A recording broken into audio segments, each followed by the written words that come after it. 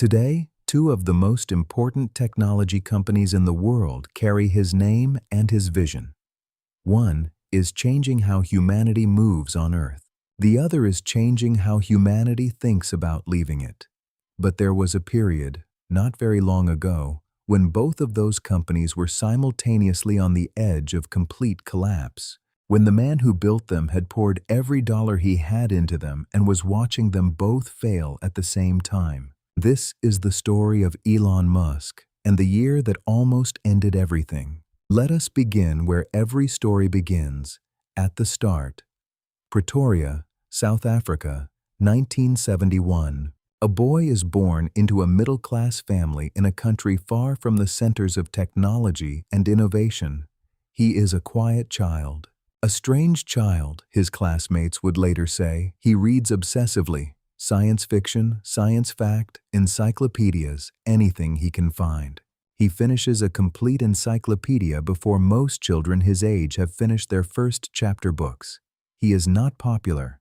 He is not athletic. He is, for much of his childhood, deeply alone. School is not easy. He is bullied. Physically, at times, he is thrown downstairs by a group of boys. He is beaten badly enough to need hospital treatment. For most children, this kind of experience either breaks them or hardens them into something angry and closed. It does neither to him. It makes him quieter, more internal, more determined. Not to fight those boys, but to find a world that makes more sense than this one. The books become his escape, and then they become his plan. At 17, he leaves South Africa. He moves first to Canada, where he has family. He works a series of difficult jobs, clearing a boiler room, cutting logs, while he applies to universities. He is accepted. He studies physics and economics at the University of Pennsylvania. Then, he is accepted into a PhD program at Stanford University in California, one of the most competitive programs in the technology world. He moves to California. He starts the program. 2 days later, he leaves. He has decided that waiting is not something he can afford to do. He and his brother start a company. Zip2 provides digital maps and directions to newspapers at a time when almost no one is doing this yet. 4 years later, a technology company buys it for over $300 million. His share is $22 million. He is 27 years old. He immediately puts most of it into his next company, X.com, which eventually becomes PayPal. In 2002, eBay buys PayPal for $1.5 billion. His share this time is $180 million. He is 31 years old. He has more money than most people see in several lifetimes. And here is where most people in his position would stop, or slow down, or buy a house on the ocean and enjoy what they had built. He does none of these things. Instead, he asks himself a question that almost no one with $180 million has ever asked. What are the most important problems facing humanity right now? He writes down 2 answers. One is the long-term survival of the human species, which he believes requires making life on more than one planet possible.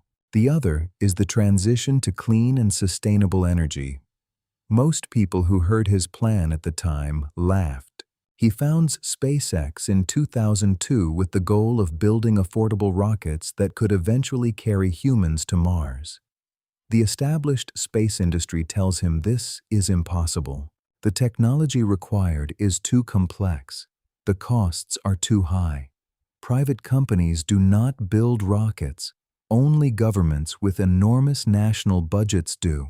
He hires a small team of engineers. He rents a factory building in California. And he begins. Around the same time, a separate group of engineers founds Tesla, a company with the goal of building fully electric cars that are not slow or boring or impractical, but fast and beautiful and actually desirable. He joins as chairman and the largest early investor. He believes deeply in what they are building. He puts more of his own money into it.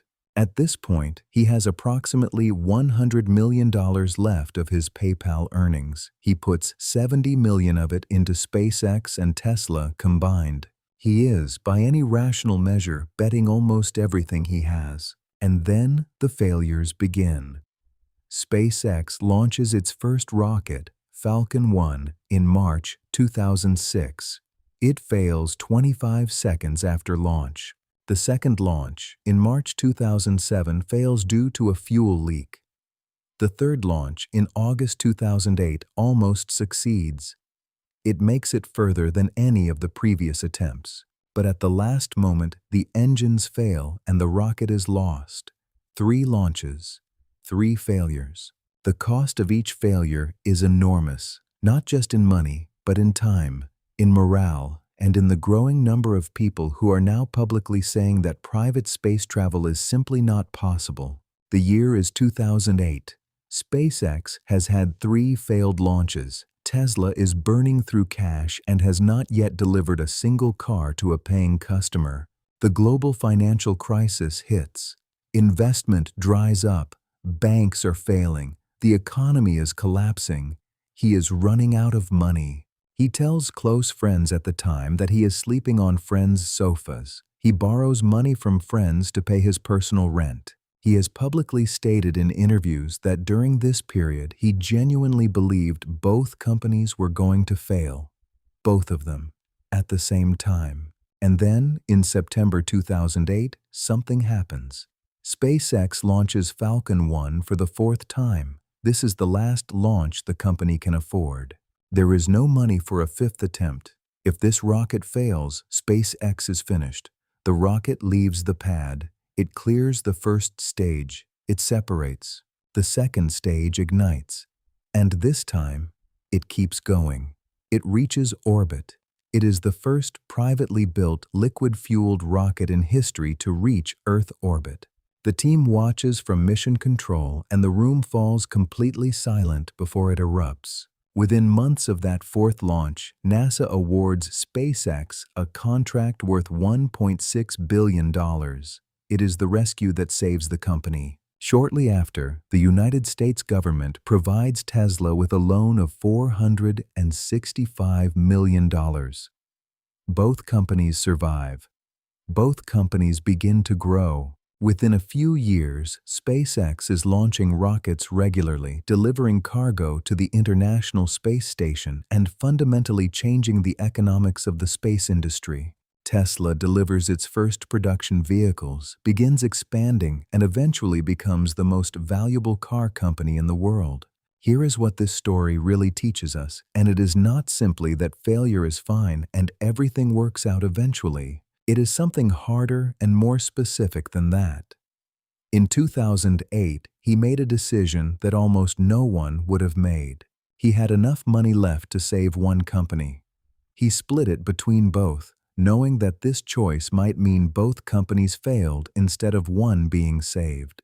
He made that decision because he believed in both ideas more than he feared losing both investments. That is not recklessness. That is the rarest kind of conviction, the kind that does not look rational from the outside but comes from a clarity of purpose that goes deeper than fear. So the next time you are standing at the moment where 2 things you believe in are both failing at the same time, remember that this is not necessarily the end.